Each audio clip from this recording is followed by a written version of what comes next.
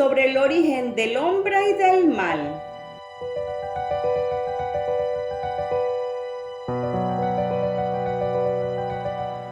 En un rincón del jardín de la propiedad de Zebedeo, 2 noches por semana, el maestro mantenía conversaciones con quienes lo solicitaran.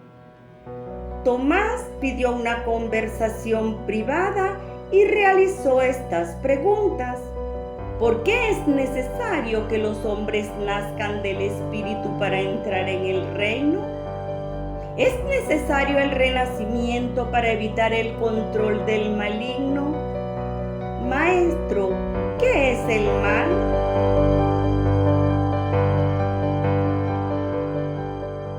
Le advirtió al maestro sobre no confundir el mal con el maligno, también llamado el inicuo.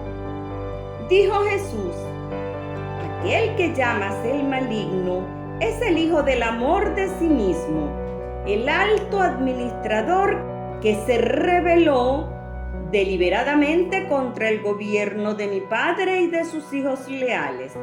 Pero ya he vencido a esos rebeldes pecaminosos. Pasó entonces Jesús a explicarle a Tomás las leyes que regulan la relación con el Padre y le pidió que nunca los olvidara. El mal es la transgresión inconsciente o involuntaria de la ley divina, o lo que es lo mismo, de la voluntad del Padre. El pecado es la transgresión consciente y voluntaria de la voluntad del Padre o de la ley divina. La iniquidad es la transgresión premeditada, determinada y persistente de la voluntad del Padre. La iniquidad es la medida del rechazo continuo del plan amoroso del Padre para la supervivencia de la personalidad y del ministerio misericordioso de salvación de los hijos. Antes de renacer del Espíritu, el hombre está tironeado en su comportamiento por las malas tendencias inherentes a su naturaleza y a la experiencia de dualidad que viene a desarrollar. Eso no constituye ni pecado ni iniquidad. El hombre mortal está comenzando el largo proceso de ascensión y perfección hacia el Padre del paraíso. Dijo Jesús: el mal es inherente al orden natural de este mundo, pero el pecado es una actitud de rebelión consciente que fue traída a este mundo por aquellos que cayeron desde la luz espiritual hasta las densas tinieblas.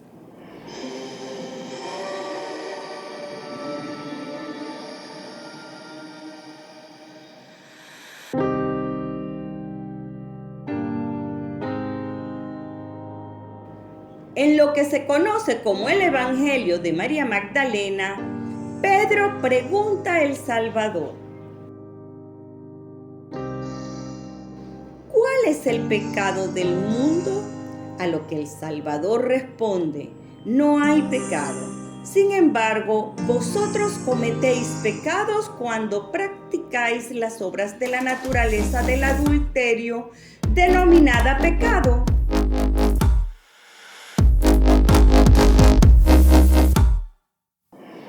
Por eso el bien vino entre vosotros, hacia lo que es propio de toda naturaleza, para restaurarla en su raíz.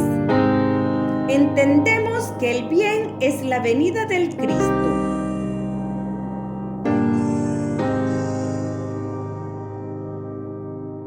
Esto no significa que cualquier ser que persista voluntariamente en el pecado será siempre perdonado.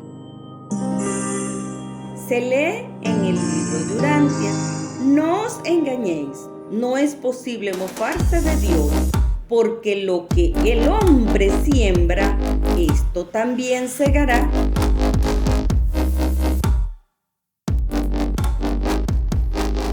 Los juicios del Señor son totalmente verdaderos y justos.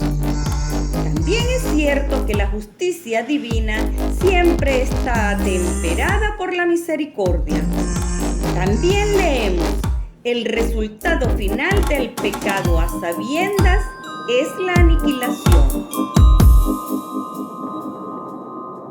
En últimos análisis, tales individuos identificados con el pecado se destruyen a sí mismos al tornarse completamente irreales por su identificación con la iniquidad. Sin embargo, la desaparición de hechos de tales criaturas siempre se posterga hasta que se haya cumplido plenamente con los requisitos vigentes de la justicia en ese universo.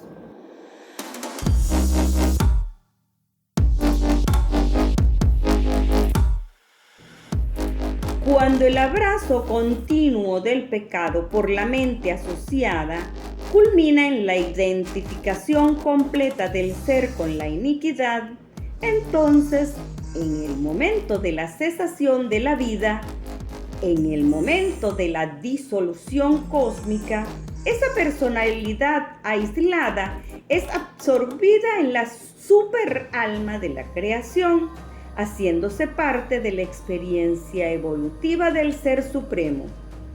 Nunca más aparece como personalidad. Es como si su identidad nunca hubiera sido. En el caso de una personalidad que albergue a un ajustador, los valores espirituales experienciales sobreviven en la realidad del ajustador que sigue existiendo.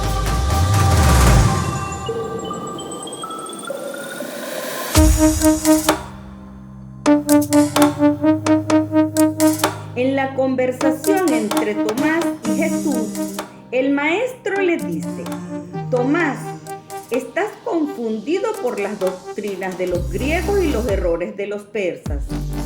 No comprendes las relaciones entre el bien y el pecado, porque consideras que la humanidad empezó en la tierra con un Adán perfecto y fue degenerando rápidamente a través del pecado hasta el deplorable estado actual del hombre. Pero, ¿por qué te niegas a comprender el significado del relato que revela cómo Caín, el hijo de Adán, fue a la tierra de Nod y allí consiguió una esposa? ¿Por qué te niegas a interpretar el significado del relato que describe cómo los hijos de Dios encontraron esposas entre las hijas de los hombres? Jesús está diciendo que no toda la humanidad proviene de la primera pareja bíblica, Adán y Eva.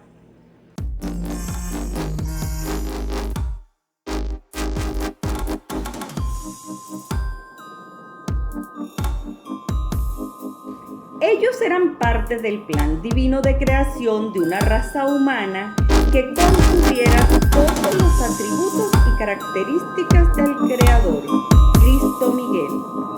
Una raza hecha a su imagen y semejanza. Los descendientes de Adán y Eva, según el plan divino, debían cruzarse con los demás prototipos homos que habitaban en la tierra. Por ejemplo, como los noditas, con quienes finalmente hubo cruces genéticos, aunque eso sucediera fuera del plan original. Continuó Jesús: el nuevo nacimiento, el bautismo del Espíritu, es esencial para liberarse del mal y necesario para entrar en el reino de los cielos. Pero nada de esto disminuye el hecho de que el hombre es un hijo de Dios. Esta presencia inherente del mal potencial tampoco significa que el hombre esté separado de alguna manera misteriosa del Padre que está en los cielos, de tal forma que, como si fuera un extraño, un extranjero o un hijastro, tiene que intentar de alguna manera que el Padre lo adopte legalmente.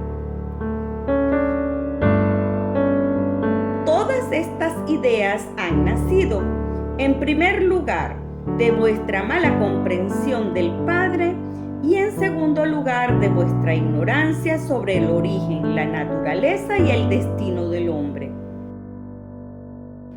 Los griegos y otros os han enseñado que el hombre va descendiendo continuamente desde la perfección divina hacia el olvido o la destrucción.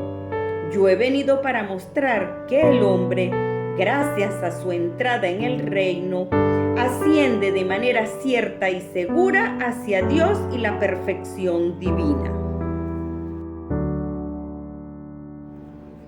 Sois los hijos del Dios viviente. Los que tienen el Espíritu de Dios son en verdad los hijos de Dios. De la misma manera que el hijo terrestre posee un fragmento material de su padre humano, existe un fragmento espiritual del Padre Celestial en cada hijo del reino por la fe.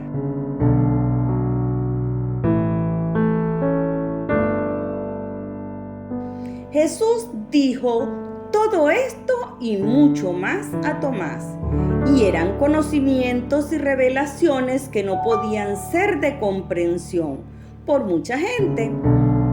Por lo que pidió al apóstol: no hables con los demás sobre estas cuestiones hasta después de que yo haya regresado al Padre.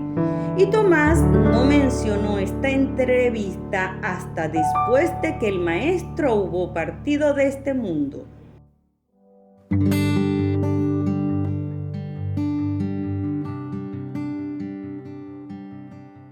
Sobre esta conversación no quedan rastros escritos ni en el llamado Evangelio de Tomás. En el versículo 44 de ese texto leemos sobre la maldad. Jesús ha dicho: quien maldice al Padre se le perdonará, y quien maldice al Hijo se le perdonará, pero quien maldice a la Espíritu Santa no se le perdonará, ni en la tierra ni en el cielo. Es interesante hacer notar que Tomás se refiere al Espíritu en género femenino, por lo que podemos intuir que conocía que el Espíritu es la fuerza creativa en el universo y representa y lleva en sí mismo las energías femeninas. Brevemente acotamos que nuestro universo es trino, lo que significa que todo lo que existe lleva tres energías: positivas, negativas y neutras, sin connotaciones de valoración. O también se dicen energías masculinas, femeninas y del hijo, sin connotaciones de género ni sexuales. Como todo es energía, todo lo creado lo es por la combinación de esas tres energías que constituyen la Trinidad. En nuestra realidad física las identificamos con el Padre, la Madre y el Hijo.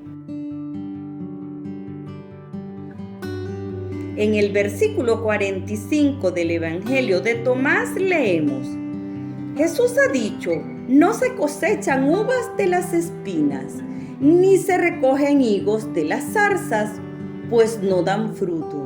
Una persona buena saca lo bueno de su tesoro. Una persona perversa saca la maldad de su tesoro malo, que está en su corazón, y habla opresivamente, pues de la abundancia del corazón saca la maldad. Ya que es la primera vez que citamos al Evangelio de Tomás, terminemos este capítulo con los 3 primeros párrafos de esa obra, que se estima fue escrita entre los años 60 y 120 después de Cristo.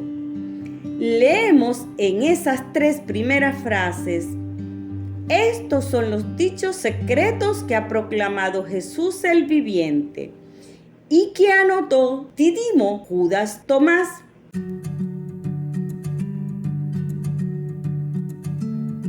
Primero, y Tomás ha dicho: quien encuentra la interpretación de estos dichos no saboreará la muerte. Segundo, Jesús ha dicho que quien busca no deje de buscar hasta que encuentre.